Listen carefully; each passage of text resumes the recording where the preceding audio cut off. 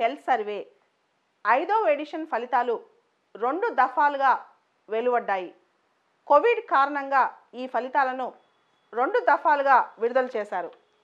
Ministry of health and family welfare వాళ్ళు ముంబైకి చెందిన ఇంటర్నేషనల్ ఇన్స్టిట్యూట్ ఫర్ పాపులేషన్ సైన్సెస్తో కొలాబరేట్ అయ్యి ఈ నేషనల్ హెల్త్ అండ్ ఫ్యామిలీ సర్వేని రిలీజ్ చేశారు. ఈ హెల్త్ అండ్ ఫ్యామిలీ సర్వే ఇప్పటికీ దీంతో కలిపి 5 ఎడిషన్స్ రిలీజ్ అయింది. First edition 1992-93, second edition 1998-99, third edition 2005-2006, fourth edition 2015-2016, తాజాగా 5th ఎడిషన్ రిలీజ్ అయింది 2019-2021. ఇది 5th ఎడిషన్ అనమాట. ఇది పీరియాడికల్ సర్వే. ఇది రెగ్యులర్గా ఏ సంవత్సరం చేసాం అంటే ఏ సంవత్సరంలో చేస్తారో ముందే కరెక్ట్గా చెప్పలేం, కానీ పీరియాడికల్ సర్వే ప్రతి ఇయర్ అలా రాదు. ఇది 2 ఇయర్స్కి ఒకసారి అలా కూడా ఉండదు, కానీ పీరియాడికల్ సర్వే అని చెప్పొచ్చు. ఇది శాంపుల్ సర్వే కూడా, అంటే సెన్సస్ లాగా డోర్ టు డోర్ వెళ్ళి ప్రతిదీ కలెక్ట్ చేయరు, శాంపిల్తో సర్వే చేస్తారు. దీన్ని పూర్తి స్థాయిలో మనం సెన్సస్తో కంపేర్ చేయలేం. దీనిలో ప్రత్యేకంగా ఏం తీసుకుంటారు నేషనల్ హెల్త్ అండ్ ఫ్యామిలీ సర్వేలో? జనాభా వివరాలు అంటే డెమోగ్రఫిక్స్, తర్వాత రకరకాల హెల్త్ ఇండికేటర్స్ ఆరోగ్య సూచీలు, మరియు న్యూట్రిషన్ స్టేటస్ పౌష్టికాహారానికి సంబంధించిన అంశాలు, పోషకాహార స్థితిగతులు ఇవన్నీ తీసుకుంటారనమాట. తాజాగా వెల్లడైన national health and family survey edition 5లో చాలా ఇంపార్టెంట్ హైలైట్స్ ఉన్నాయి. ముఖ్యంగా కొన్ని రాడికల్ విషయాలు, అంటే ఎప్పుడు జరగని ఎక్స్ట్రీమ్ విషయాలు కూడా ఉన్నాయన్నమాట. ముందుగా మనం మొదటగా జనాభాకు సంబంధించిన అంశాలు చూద్దాం.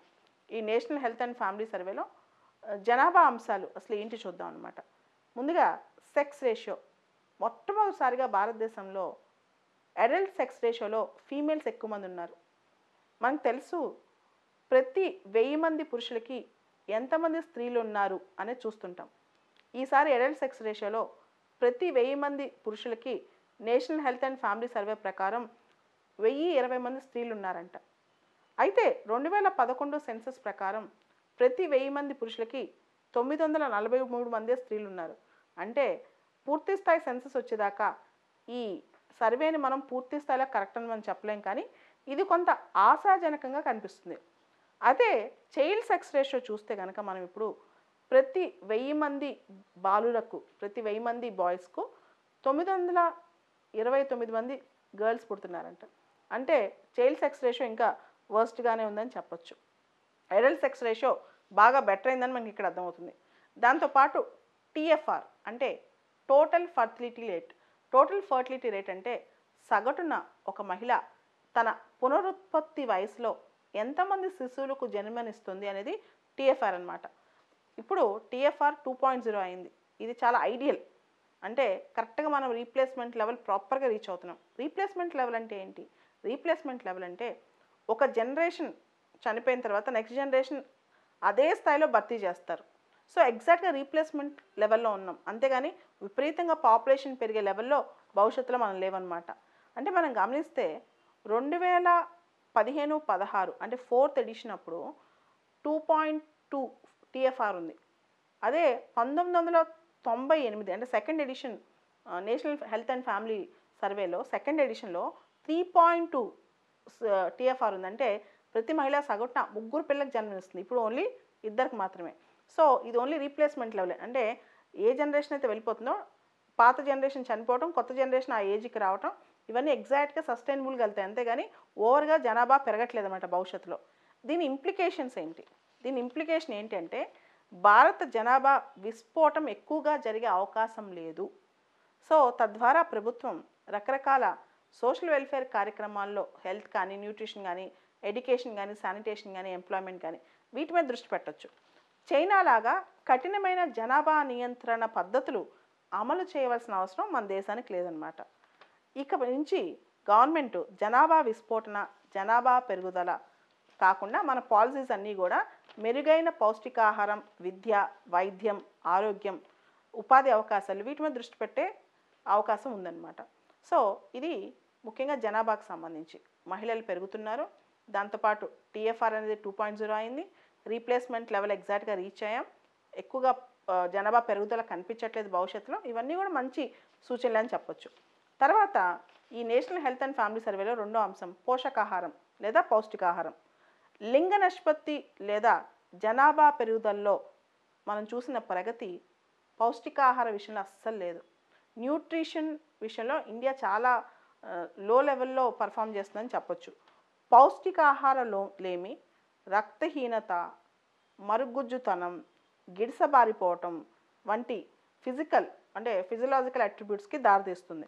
అంటే మనం తీసుకునే ఆహారం న్యూట్రిషియస్గా లేకపోవడం వల్ల చైల్డ్ స్టంట్ అవటం, చైల్డ్ వేస్ట్ అవటం, అండర్ వెయిట్ అవటం ఇవన్నీ తెలుస్తున్నాయి. ఈ లెక్కన భారతదేశంలో 5 సంవత్సరాల లోపు పిల్లల్లో రక్తహీనత ఇంతకుముందు 58.6% ఉండేది. ఈ ఈ మధ్యకాలంలో ఇంతకుముందేమో 5 years బ్యాక్ 58.6% ఉండేది. ఇప్పుడు 67%కి వెళ్ళింది. అండర్ 5 పిల్లల్లో రక్తహీనత బాగా పెరిగింది.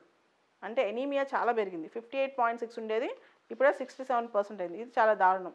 మహిళల్లో చూస్తే ఇంతకుముందు 53.1% ఉండేది, ఇప్పుడు 57% అయింది.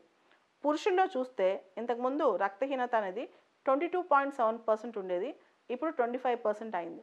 అంటే చూడండి, భారతదేశంలో ఫుడ్ సెక్యూరిటీ బాగుంది, ఆహార లభ్యత చాలా ఉంది, కానీ పౌష్టికాహార లోపంలో మాత్రం ఈ ఆహార లభ్యతకు సపోర్ట్ కనిపించట్లేదు.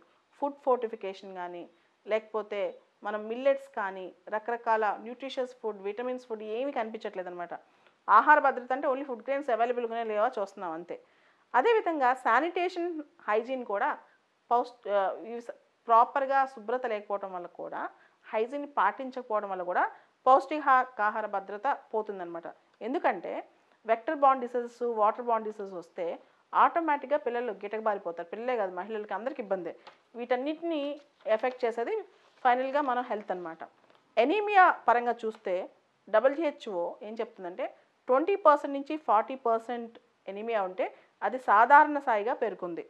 ఈ లెక్కను చూస్తే అంటే 20% 40% రక్తహీనత ఉంటే అది సాధారణ స్థాయి అంట. ఈ లెక్కను చూస్తే కేరళ తప్ప భారతదేశంలో అన్ని రాష్ట్రాల్లో అందరికీ ఎనీమియా ఉంది. కేరళలో ఎనీమియా 39.9% ఉంది. అంటే ఇది 39.4% ఉంది కేరళలో ఎనీమియా. 39.4% అంటే 40% కన్నా తక్కువ ఉంది. అంటే కేరళ తప్ప ఆల్మోస్ట్ అన్ని రాష్ట్రాలు ఎనీమియాతో సఫర్ అవుతున్నాయని చెప్పొచ్చు. దీని కాకుండా ఈ ఎనీమియా, ఈ పౌష్టికాహార లోపం వల్ల చైల్డ్ స్టంటింగ్ అంటే పిల్లలు వయసుకు తగ్గ ఎత్తు పెరగకపోవటం. చైల్డ్ వేస్టింగ్ అంటే ఎత్తుకు తగ్గ బరువుకు పెరగకపోవటం. అండర్ వెయిట్, వయసుకు తగ్గ బరువు పెరగకపోవటం, ఇవన్నీ జరుగుతున్నాయి. భారతదేశంలో ముఖ్యంగా గుజరాత్లో 80% అత్యధికంగా ఎనీమియా ఉంది. అంటే గుజరాత్లో అత్యధికంగా 80% ఎనీమియా రేట్ ఉంది. అంటే చూడండి, అంటే దానికి అర్థం ఏంటో ఒకసారి ఆలోచించండి, గుజరాత్లో వాళ్ళు ఏం తింటున్నారు అనేది. ఇతర అంశాలు ప్రస్తావిస్తే ఈ మధ్య ఇంకా ఈ నేషనల్ హెల్త్ అండ్ ఫ్యామిలీ సర్వేలో ఇతర ముఖ్యమైన అంశాలు చూస్తే ఇన్స్టిట్యూషనల్ డెలివరీస్, అంటే హాస్పిటల్కి వెళ్ళి ఇన్స్టిట్యూషనల్ డెలివరీస్ గణనీయంగా పెరిగాయంట. పిల్లల్లో వ్యాక్సినేషన్, ఇమ్యునైజేషన్ శాతం 62% నుంచి 76% పెరిగింది. అంటే పిల్లల్లో టీకాలు బాగా ఎంచుకుంటున్నారంట. అంటే టీకాలు ప్రోగ్రామ్స్ బాగా సక్సెస్ అవుతున్నాయి. 6 నెలల వయసులో పిల్లలకి తల్లిపాల లభ్యత బాగా పెరిగింది. బాల్య వివాహాల రేటు కొంచెం తగ్గింది. ఇంతకుముందు 26.6% నుంచి ఇప్పుడు 23.3% తగ్గింది. ఇప్పటికీ సగటున ప్రతి 4 బాలికల్లో ఒకరికి బాల్య వివాహం జరుగుతూనే ఉందంట. దాంతోపాటు కాంట్రాసెప్టివ్స్, గర్భ నిరోధక పద్ధతులు, కాంట్రాసెప్టివ్స్, ఈ మందులన్నీ 54% నుంచి 67%కి ఎక్కువ వాడుతున్నారంట. ఓవరాల్గా మనం చూస్తే ఇప్పుడు మనకు ఒక విషయం అర్థమవుతుంది. నేషనల్ హెల్త్ అండ్ ఫ్యామిలీ సర్వేలో ఇది శాంపుల్ సర్వే అయినప్పటికీ పూర్తిగా నెక్స్ట్ సెన్సస్తో దీన్ని కొలాబరేట్ చేసుకోవాలి. దీన్ని మనం చూసి దీన్ని కొంచెం మనం అడ్జస్ట్ చేసుకోవాలి, అర్థం చేసుకోవాలి. కానీ ఇక్కడ 2-3 అంశాలు మనం గమనించవచ్చు. ఒకటి, జనాభా విస్ఫోటం మనం అనుకున్నంత భయంకరంగా భవిష్యత్తులో రావట్లేదు కాబట్టి, దాంతోపాటు భారతదేశం భవిష్యత్తులో డెమోగ్రఫిక్ డెఫిసిట్లోకి వెళ్తుంది. ప్రస్తుతం డెమోగ్రఫిక్ డివిడెండ్లో ఉంది. అంటే జనాభాలో యువ జనాభా ఎక్కువ ఉంది కాబట్టి ఈ జనాభాకి ఇప్పుడు భారతదేశం విద్యలో కానీ, ఉపాధిలో కానీ ఇలాంటి అంశాల్లో ఎక్కువ దృష్టి పెట్టచ్చు, పాపులేషన్ కంట్రోల్స్ ఇలాంటి వాటి మీద కాకుండా. సో ఎప్పుడైతే డెమోగ్రఫిక్ డివిడెండ్ స్కిల్స్ కానీ దేశాల్లో యువతని ఎక్కువగా ముందుకు తీసుకెళ్ళడానికి ప్రభుత్వం దృష్టి పెట్టిందో, వచ్చే 10-20 సంవత్సరాల్లో మనం అద్భుతమైన దేశం తయారు చేయొచ్చు. లేదా ఇప్పుడు ఇప్పుడు మనకి అడ్వాంటేజ్ కనపడుతుంది. దీన్ని గనక గవర్నమెంట్ చాలా జాగ్రత్తగా రీప్ చేసుకొని పోతే డెమోగ్రఫిక్ డివిడెండ్‌లో వచ్చే బెనిఫిట్ గవర్నమెంట్ తీసుకోపోతే డెమోగ్రఫిక్ డివిడెండ్ అంటే ఏంటి? జనాభాలో యువ జనాభా పెరగటం వల్ల వచ్చే లాభం దేశానికి.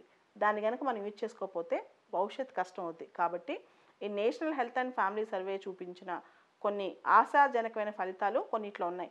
ముఖ్యంగా జనాభా పెరుగుదల, టీఎఫ్ఆర్ వీటిలో. అదే న్యూట్రిషన్ విషయంలో చాలా నీరసపడిపోయింది భారతదేశం. ఇప్పుడు మనం ఫోకస్ చేయాల్సింది nutritious food, housing, basic stand of living, employment, education వీటి మీద ఫోకస్ చేస్తే ఇండియా వచ్చే 20 ఏళ్లలో అద్భుతంగా తయారవుతుంది.